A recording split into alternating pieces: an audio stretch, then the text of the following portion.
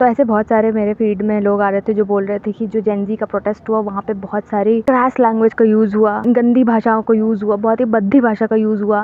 लोगों को लगता है वहाँ पे प्रोटेस्ट नहीं हो रहा था, वहाँ पे तो कुछ अलग ही चल रहा था। सबसे पहली बात, ये प्रोटेस्ट शायद इंडिपेंडेंट इंडिया में ऐसा प्रोटेस्ट है जहाँ पे इतने सारे लोग ऑन अ लार्जर लेवल जुड़ रहे थे। आफ्टर इससे पहले ही बहुत सारे जो प्रोटेस्ट हुए हैं, पर यहाँ पे पहला प्रोटेस्ट है जहाँ पे इतने यंग लोग जुड़ रहे थे। जेनजीज जो अभी सिर्फ 12वीं पास करके बैठी होगी, शायद मेनली यही क्राउड होगा। तो इन लोग की भाषा क्या होगी? अब हम 19वीं सदी में 20वीं सदी में तो जी नहीं रहे हैं कि एकदम सफ़ेद कुर्ता पजामा पहन करके झोला टांग के भूखे बैठे हैं और बस। प्रोटेस्ट का कोई फॉर्मेट तो होता नहीं है। बूमर्स और मिलेनियल्स को ही देखा हमने प्रोटेस्ट करते हुए। तो अब ये यंग जनरेशन, नई जनरेशन आएगी तो उसके अपने तरीके होंगे प्रोटेस्ट करने के। जनरेशन चेंज हुई है तो उसका तरीका भी बदलेगा। और आप ये बोल दो कि ये क्रैश लैंग्वेज मत यूज़ करो, आप ये मत यूज़ करो। मिलेनियल्स से ज़्यादा कोई गंदी भाषा नहीं यूज़ करता था अपने टाइम पे। सब लोग अपने टाइम पे अपनी यंग एज में क्रैश भाषा का ही यूज़ करते हैं। फ्रस्ट्रेशन होता है या फिर कुछ भी होता है, सब लोग यूज़ करते हैं। आप हर समय बैठ जाओगे मॉरल पुलिसिंग करने के लिए कि नहीं, ऐसी भाषा का तो बहुत ही बेकार भाषा होती है, बहुत ही गंदी भाषा होती है, मत यूज़ करो। अगर आपको नहीं पसंद है मत यूज़ करो, but you can not stop someone, you can not stop the younger generation कि नहीं मत यूज़ करो। सबके बच्चे यूज़ कर रहे होते हैं, सबको नहीं भी पता होता है या तो पता होता है कि यूज़ कर रहे हैं। और कंप्लेन कौन कर रहा है कि क्रैश भाषा का मत यूज़ करो, गाली मत दो? गाली कैसे यूज़ कर दी तुमने? पिछले 12 साल से इतनी गाली, इतने गंदे शब्द, इतनी सारी आर थ्रेट, डेथ थ्रेट, इतना सारा डॉक्सिंग, इतनी सारी ब्लैकमेलिंग, इतना कुछ इंटेलेक्चुअल्स को बोला गया है, औरतों को बोला गया है, इतनी गंदी गंदी भाषा का यूज़ किया गया है। बच्चे से लेकर के एक फ्रीडम फाइटर तक को, सबको, किसी को छोड़ा नहीं गया है। और वो लोग आज कंप्लेन कर रहे हैं प्लीज़ यार गाली मत दो, ऐसी भाषा का कैसे यूज़ कर लिया। आप पहले जाओ और देख के आओ कि सिर्फ फैक्ट बताने पे सारे इंटेलेक्चुअल्स के डीएम में कितनी कितनी गंदी गंदी गालियाँ भरी पड़ी हैं, डेथ थ्रेट्स भरे पड़े हैं, रेप के थ्रेट्स भरे पड़े हैं। और ऐसा कोई भी फ्रीडम फाइटर नहीं रहा है, ऐसा कोई भी पॉलिटिकल लीडर नहीं रहा है जिसको गालियाँ ना पड़ी हों या फिर जिसको बुरा भला ना बोला गया हो। सबको बुरा भला बोला जाता है और बोला जाता रहेगा, because we live in a digital age. सबके पास में डिजिटल एक्सेस है तो सब लोग बोलेंगे ही आज। और कंप्लेन कौन कर रहा है कि गाली मत दो? वो लोग कंप्लेन कर रहे हैं जो लोग पूरे टाइम सिर्फ गाली दे दे करके ही लोगों को चुप कराते हैं। पार्लियामेंट में बैठ के कुछ भी ऊट पटांग अनाप शनाप देख लो, बट प्रोटेस्ट बिल्कुल नीट एंड क्लीन होना चाहिए, बगैर किसी भद्दा शब्द यूज़ किए बिल्कुल प्रोटेस्ट होना चाहिए। हो रहा था, इतने दिनों तक हो रहा था, किसी ने ध्यान भी नहीं दिया, कोई पूछने तक नहीं आया। और कब सुना गया? जब सटायर का यूज़ हुआ। और ये जितने भी लोग हैं जो लोग आज ये बोल रहे हैं कि क्रैश लैंग्वेज मत यूज़ करो, ये बहुत गंदी भाषा का मत यूज़ करो, उसको सटायर बोलते हैं पहली बात तो। और वो लोग ज्ञान दे रहे हैं जो लोग बी ग्रेड मूवी बना लेते हैं अपने टाइम पे। वो लोग ज्ञान दे रहे हैं जो अपने टाइम पे ऐसे लगता है कि कुछ किए ही नहीं थे। ये लोगों ने अपने टाइम पे बहुत ही बड़े बड़े झंडे गाड़े हैं, सबको पता है। पर आज पूरी मॉरल पुलिसिंग करेंगे सबके ऊपर बैठ के। ये जो जनरेशन, ये तो बड़ी गंदी जनरेशन है। अपने टाइम में खुद ये सब किया है इन लोगों ने, पर अभी मॉरल पुलिसिंग करनी है, अभी सारे अच्छे गुणों का चार्टर पकड़ा देना है।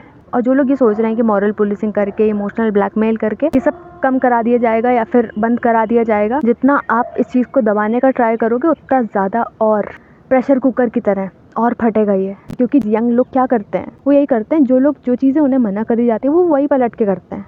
और चाहे वो अपने टाइम पे मिलेनियल्स रहे हों, चाहे वो अपने टाइम पे बूमर्स रहे हों, वो लोग करते हैं, अपने अपने लेवल पे करते हैं, पर जो चीज़ मना करी जाती वही करते हैं। अगर इंडिया के सबसे पढ़े लिखे पीएम रहे हैं कोई, सबसे बड़ा इकोनॉमिस्ट कोई रहा है, तो वो डॉक्टर मनमोहन सिंह रहे हैं। क्या उनको मॉक नहीं किया गया है? क्या उनके ऊपर जोक नहीं किया गया है? उनके ऊपर चुटकुले लिखे जाते थे, उनके ऊपर कॉमेडी सर्कस में लोग उनका मजाक बना देते थे, और अर्चना पूरन सिंह और शेखर सुमन और 2-3 लोग और बैठ के हंसते थे। मनमोहन सिंह ने तो कभी कंप्लेन नहीं करी कि अरे गाली मत दो, अरे ऐसा मेरा मजाक मत बनाओ।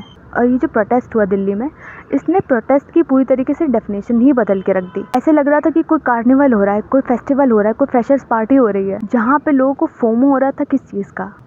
लाठी खाने का। Get ready with me shoot हो रहा है पुलिस के साथ में, पुलिस पीछे खड़ी है और उनके साथ में पार्टनर्स वाले रील बन रहे हैं। और जो भी लोग आज बैठ करके मॉरल पुलिसिंग कर रहे हैं, सटायर मत करो भाई, थोड़ा सा आपको क्रिएटिविटी को अप्रिशिएट करना पड़ेगा, कुछ चीज़ को अप्रिशिएट करना पड़ेगा कि ये जो यंग जनरेशन है ये अपने आप को पॉलिटिकल नहीं बोल रही है, वो पॉलिटिक्स को कूल समझने लगी है, वो पॉलिटिक्स में इंटरेस्ट ले रही है। और उससे अच्छी बात ही कोई नहीं हो सकती कि जब यंग स्टूडेंट्स पॉलिटिक्स में इंटरेस्ट लेते हैं, वो लोग ट्रेडिशनल पाथ फॉलो नहीं कर रहे हैं, इससे अच्छी कोई चीज़ ही नहीं है।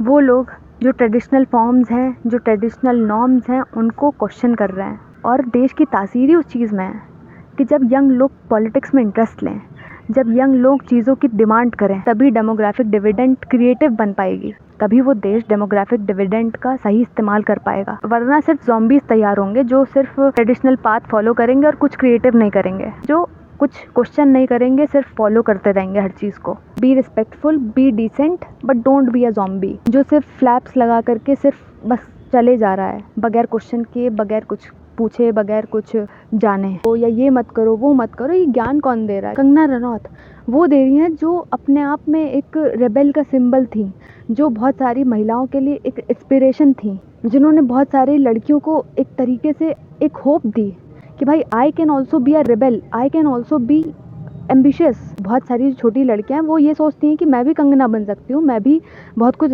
अचीव कर सकती हूँ लाइफ में, जैसे कंगना रनौत ने किया। और कंगना रनौत आज क्या बोल रही हैं, जब वो एक पेडेस्टल पे, एक प्रिविलेज वाले पोजीशन पे पहुंच गई, तो वो बैठ करके जनता को गाली दे रही है। कोई आता है, कोई जनता को बोल देता है कि तुम कॉकरोच हो, कोई बोलता है कि तुम ये हो, कोई गटर हो, गटर छाप हो। यू आर पीपल्स रिप्रेजेंटेटिव, आप गाली दे रहे हो। You are public servant, public आपकी मास्टर है और आप उसको बैठ के गाली दे रहे हो, डीह्यूमनाइज कर रहे हो। वहाँ बैठ के एक प्रिविलेज, एक पावर ऑफ पोजीशन में बैठ के आप लोगों को डीह्यूमनाइज कर रहे हो। जो ऑनरेबल सीजे आई हैं सूर्यकांत सर, उन्होंने अनएम्प्लॉयड लोगों को कॉकरोच बोल दिया, मतलब डीह्यूमनाइज कर दिया।